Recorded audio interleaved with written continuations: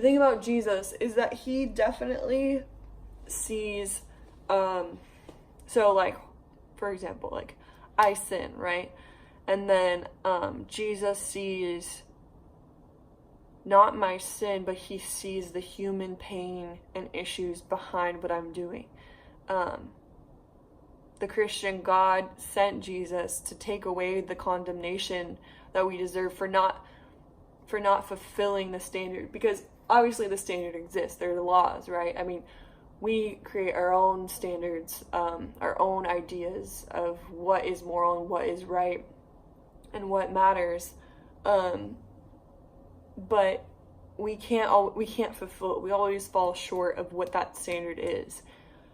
And so God knew that it was impossible for man to fulfill those standards, because of the brokenness of the earth that came forth from the first time that man and woman sinned, Adam and Eve, Genesis.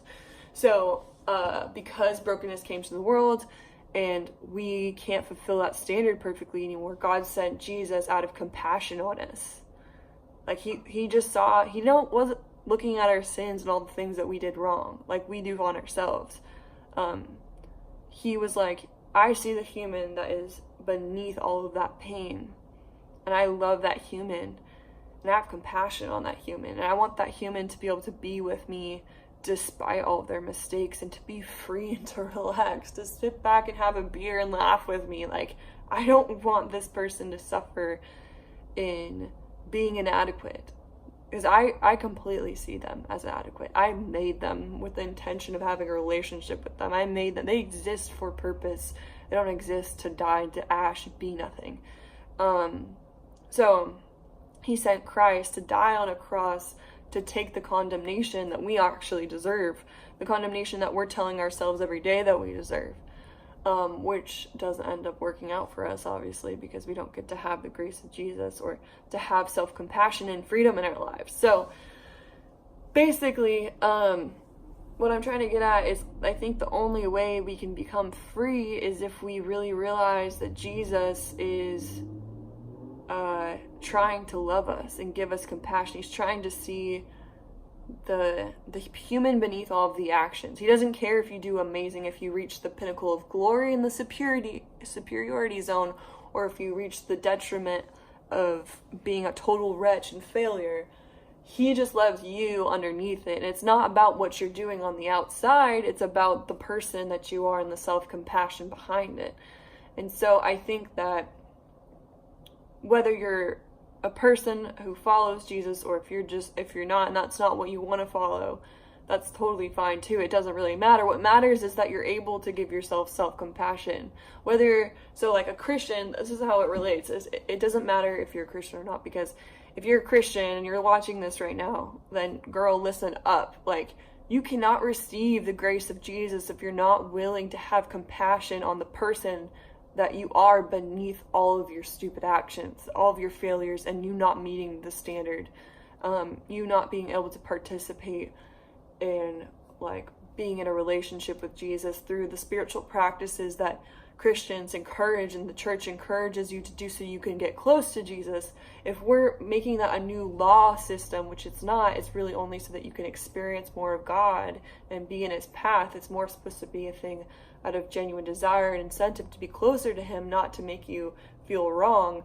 If you're able to withdraw from thinking that you're wrong from not fulfilling those actions and start to have compassion on the real problems that are keeping you from doing those things and experiencing God and fulfilling kind of your personal moral values of what you think that looks like as a follower of Jesus, then you will then be able to experience God. If you're able to have compassion on yourself, you will then be able to experience God, and to experience the grace and to have fun, to enjoy life and stop hating yourself for not being perfect. And so this relates to everybody, because if you're not a Christian, you're on the non-Christian side, whatever, this is the same for you.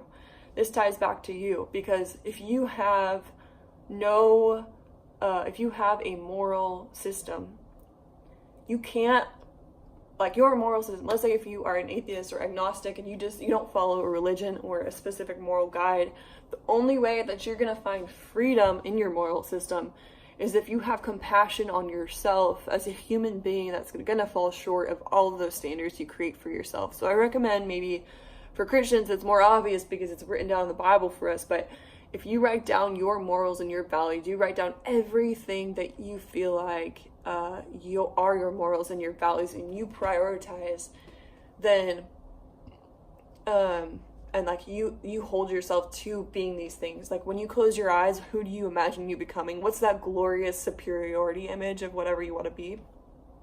And writing that down, accepting that it's nearly impossible to become perfect in all of those things and to become that is so impossible. It's more about the journey and enjoying trying to get there and to working hard towards it.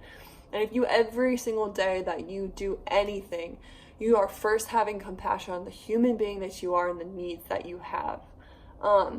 Also, I recommend for Christians or non-Christians, meditating. It really trains you into self-compassion and getting grounded with your mind-body connection.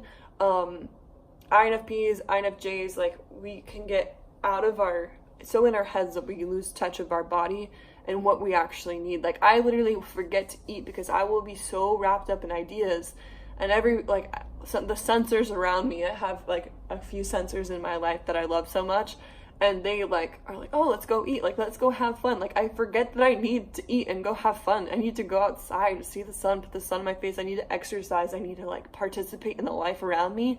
Otherwise I'm gonna like kill myself with just constantly trying to perfect myself in my brain, or like trying to perfect an idea even, or anything. Our minds are constantly going like that. And I don't know, I hope none of you felt like I was trying to pressure you to believe anything in this video, or just felt like I was jabbering on about my religion or something.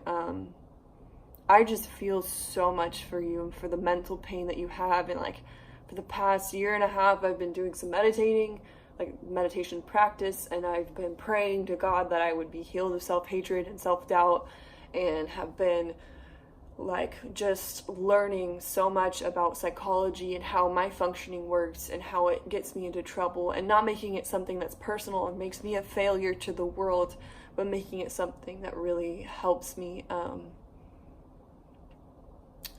just understand how I struggle and how I'm hurting myself. Because I think self-hatred, it's one of those things you have to be patient in that journey of understanding how you got there, because it started really young, and it's not your fault. It's not your fault. Okay, that's all I wanted to rant about today. And I don't know, I wish I could give you more.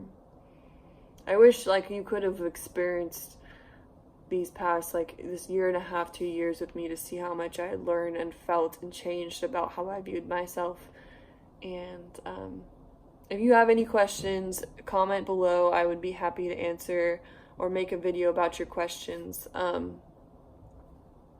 Yeah. All right. Be well, friends.